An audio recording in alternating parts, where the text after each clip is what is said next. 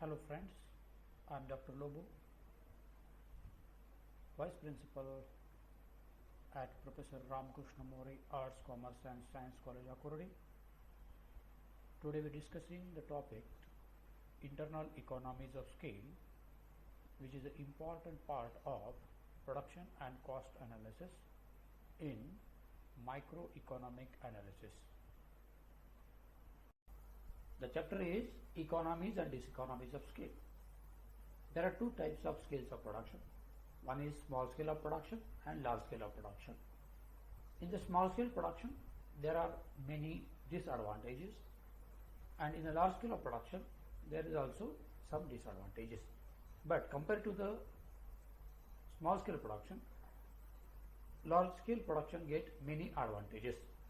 But we have to look at the both side of the same coin, that is economies and diseconomies of scale. So when the scale of production increase, when the firm use large amount of labor, land, capital, and the firm get expansion, is scale of production increase, is quantity of production increase, then what are the economies and diseconomies the firm is facing, that we are dealing today. So first we are starting with economies of scale, and then we proceed with the diseconomies of scale. So in economies of scale, there are two parts. One is internal, other is external. So what is meant by internal economies of scale? Internal economies of scale means whatever the benefits firm getting internally, or the firm get itself for the firm itself. So when the firm expand or the production increase, the firm get some benefits internally. So when they get internal benefits, it called as the economies of scale internally. Then there are some external economies of scale. So external economies of scale include, because of the firm, society gets the benefit, and when the society gets the benefit, indirectly firm gets the benefit. So firm gets the name, fame and everything because of the society. Also this firm will contribute for the society. So that is called external economies of scale. The second part of study is diseconomies of scale. In it also the same two parts, internal and external. So diseconomies of scale also some internal disadvantage to the company itself or firm itself, and because of its production, large scale production, there are some external diseconomies or disadvantage to the society. So there are societal benefits also, there are losses also. So in disadvantage, internal benefits and internal losses, then external benefits and external disbenefits, or it called as a diseconomies. So first we concentrate on internal economies. What are the internal economies or internal benefits get by firm itself because of increase in the cost, increase in the scale of production? So the first, technical economies. So what are the technical benefits get by firm because of the large scale of production? So economies of superior technique. Yes, small firm can use the traditional technique or particularly technique which is already available. But when the firm get expansion or firm get more production, they can use their superior technology, superior techniques of production. So they can replace the man with the machine. So they can use more capital intensive technology instead of labor intensive technology.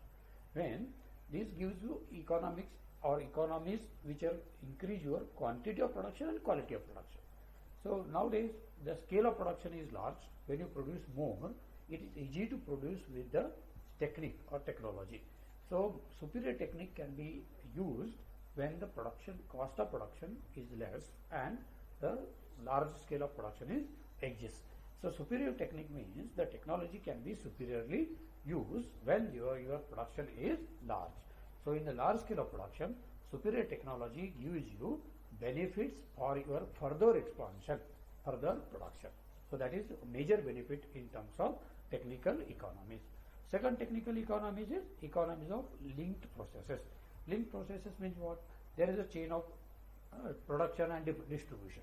Distribution, suppose for example, if your production is ready, you give to wholesaler, then retailer, then your seller, so it will reach the consumers. It is a link of processes. For small industries or small production, it is not possible to establish the link of production, chain of production. It is better way to expand your production. So large scale production can be used this linkage.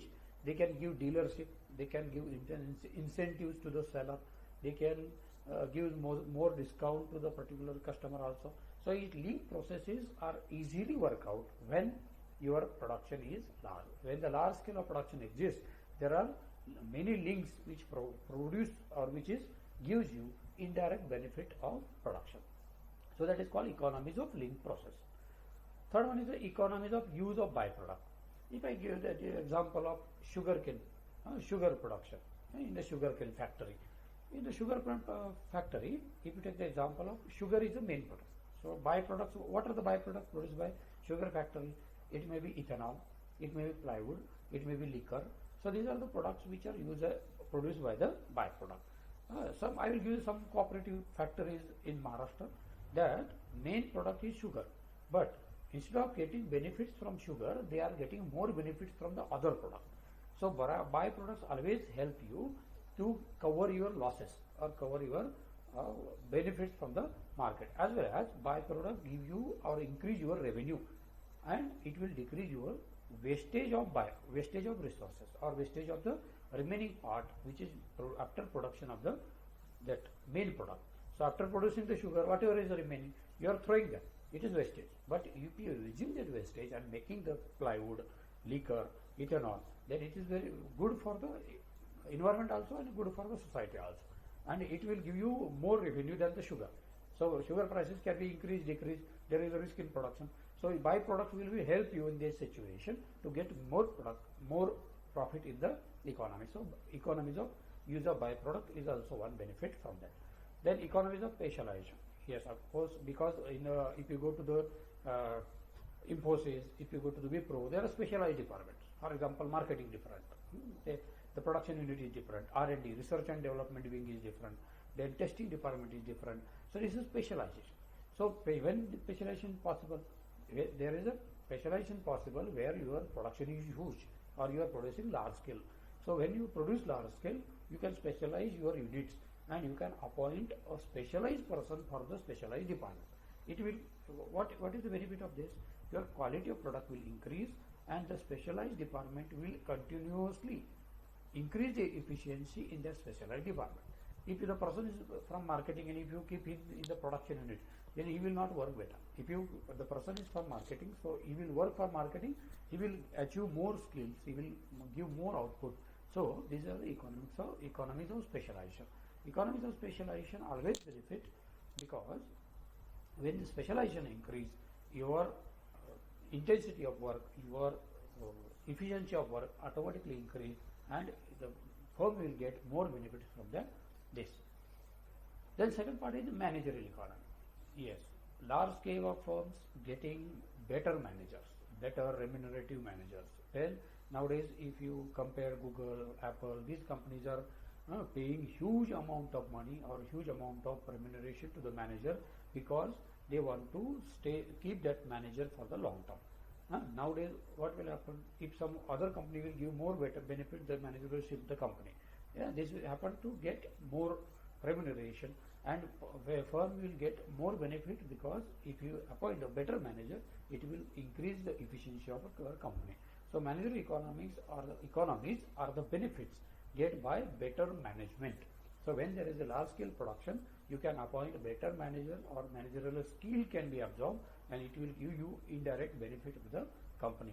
So when production and quantity and quality matters, the quantity and quality is totally depend on your managerial skills, which is achieved by the total management also and as well as the working other labor also. Then the commercial economies, commercialization of product. Commercial economies means the benefit you get by a commercialization of product, like advertisement, for example, giving advertisement, giving discount, giving by the schemes, giving the services, facilities, dealership. These commercial economies, this is only possible to the large scale. So large scale can utilize their total resources commercially when you are producing large. So large scale economies or large scale firms get better amount of commercial economies, commercial benefits because of their large scale production. Take the example of many companies which are producing, like Godrej.